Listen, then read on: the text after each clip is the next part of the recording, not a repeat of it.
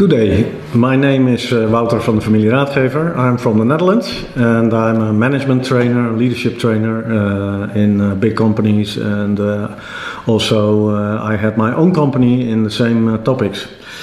My life took a very interesting turn in 2018 when I found out that the World Economic Forum and Bill Gates were planning a pandemic because they openly admitted it. In 2019 they planned Event 201 and then I was sure what was coming.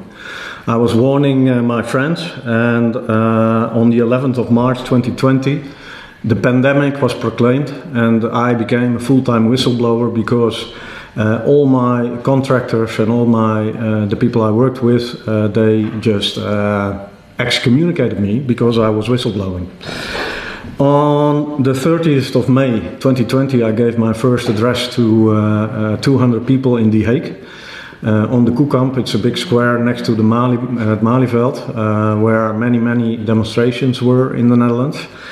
And the very interesting thing was that when I named the word genocide, the police all picked up their portaphones and they ended the demonstration, and I almost got arrested that time already. The 6th of June I did another address to people, then on the Malieveld, and then I was asked to do an interview, and this interview was done the day after that. And that interview reached millions and millions of people worldwide because I could address the people in 25 minutes about what was going on and warn people not to take the vaccination, and that's where it all started. The 21st of June I was supposed to speak at the big demonstration of Viruswaarheid, then called Viruswaarheid, of Viruswaanzin, and there was Senaim, Mr. Chris Pine, who personally cancelled this address to the people there. There were many people that came there, and they were all almost all beaten there on that field. So I was glad I was not there, but it is an interesting thing what happens when you get asked to speak at a demonstration and then the next day they cancel you, and there's a specific reason for that which I will address later. The week after we had a demonstration from people from who own restaurants and big businesses because they were all out of business in COVID time. I was also speaking there. And then I started to make videos, then I was also delivering training, leadership in time of lies, and I have made a nice network of around 100 people that were very actively warning people not to take the vaccination, and also making little movies, helping demonstrations, and addressing the people of the Netherlands to be safe from vaccination, because of course you all know now that vaccination is a bioweapon. I had a website, vaccinatingovermydeadbody.com, which was also very successful. We had a lot of people looking at that, and a lot of people told us success stories in which they could warn their family members and their friends not to take the bioweapon. After that I started to make videos and more videos, and I got more and more traction on the internet in the end of 2020, in autumn 2020. And then many victims, survivors of ritual abuse, satanic ritual abuse and other kinds of abuse by the government reached my eye, because I opened my phone, I opened my email for everyone to send me messages about what was going on in the Netherlands. So at one point, via a journalist, Micha Kat, there was a message that reached me from Joost Knevel. After I gave a podium to Mariette Groothoff, we made very good videos about Mariette Groothoff, who was also in a network of abuse, satanic ritual abuse at the highest level in the Dutch government and Dutch royal house. But after that, Joost Knevel came to us, and we started checking his stories. And his stories were very raw and very violent and very incomprehensible. But I checked everything, and then Joost Knevel asked me to make videos and file a complaint for him because the police would not take his complaint. So what did we do? We made a complaint. I checked all the things he said. I was checking all the people that he talked about, and I spoke to them.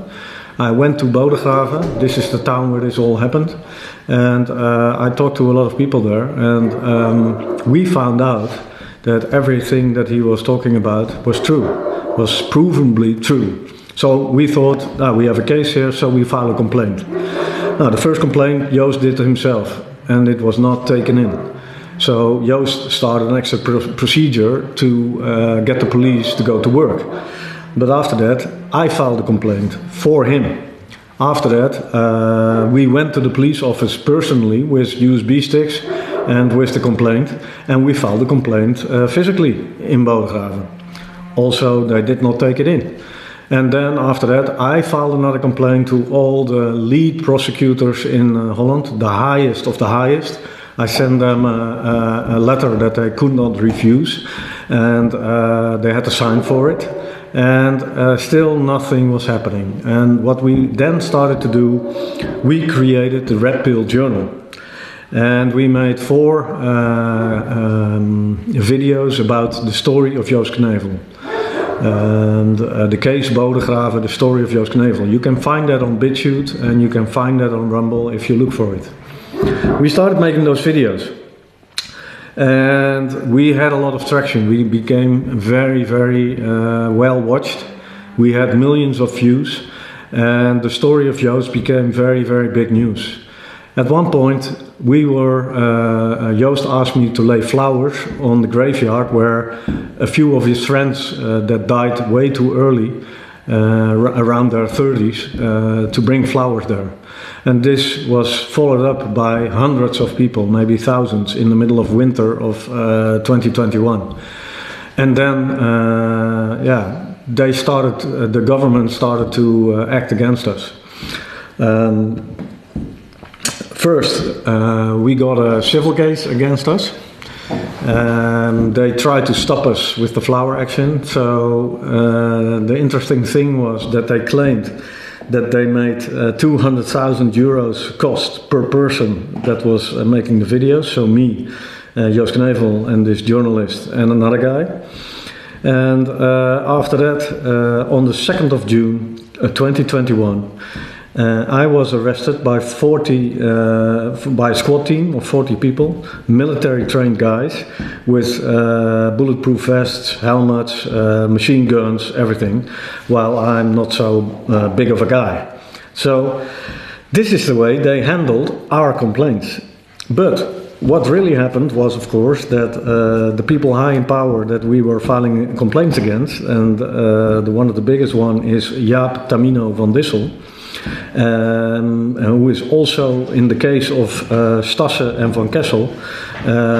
He is indicted there, but we indicted him much sooner for very, very, very big crimes against children and MK Ultra mind control. So what is the pattern here? I was just whistleblowing. I was just filing complaints about things that everybody could know, that the vaccination is a bioweapon, and that big child abuse cases in the Netherlands are rampant. And the biggest one is in Bodhava, because this little village was used to train a lot of people in MK Ultra mind control programs. Along with people that later committed the vaccination genocide. The pattern here is that they turn all things around on you. They don't take in your complaints. They stonewall those complaints. They mock you. At one time I was called by a psychiatrist after I filed a complaint. Very, very interesting. My first complaint that I did was against Jaap van Dissel, Hugo de Jonge, Hans Brug and Mirjam Sturkenboom of the RIVM. This is the Dutch CDC. And when I filed that complaint, the first time they wouldn't take it in. And after that I was called by a psychiatrist and not by a policeman. And I asked this psychiatrist, who are you working for? And she said, I'm working for the RIVM. I said, this is not normal. You are not a psychiatrist that is working for the RIVM. RIVM does not have psychiatrists. So I asked her her number, her working number and her name, and then she hung up. And after that, this complaint was finally taken in. But when I filed another complaint because they wouldn't take it in, this complaint was stonewalled. After me, almost 3,000 people filed the same complaint. 400 pages. They brought it to the police to let the policeman read it, but they did nothing with that. The pattern in this whole period is always the same.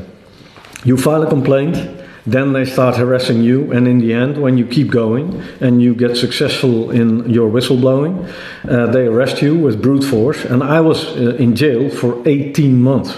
And now I have another 3 months hanging above my head. They can call me up anytime to serve another 3 months. Also, I have to go to the rehabilitation services every month for almost more than 3 years now.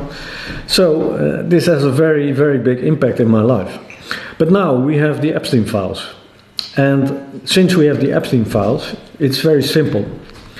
In the Epstein files, everything that is been whistleblown about in the Bodhava case has been acknowledged in the Epstein files that it's happening. There is a malicious elite that is killing children, abusing children, trafficking children, and even eating children. This is also the case in the Bodhava case.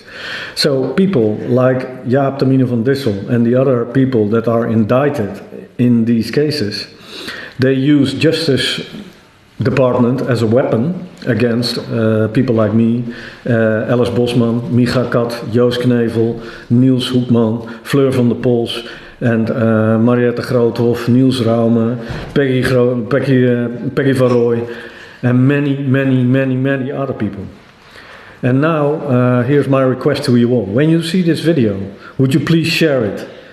Can you please share this, and can you please take care of this, that this also goes viral, so that these people like Jaap de Mine van Dissel, these perpetrators that think they can get away with child abuse, child trafficking, child murder, and even the eating of babies, that they think they can get away with it, prove them that they will not get away with it. So share this everywhere around the world and show them that the key is in Bodhava, the Netherlands, because the Netherlands is the deepest cesspool of child abuse in the world. Thank you very much for watching.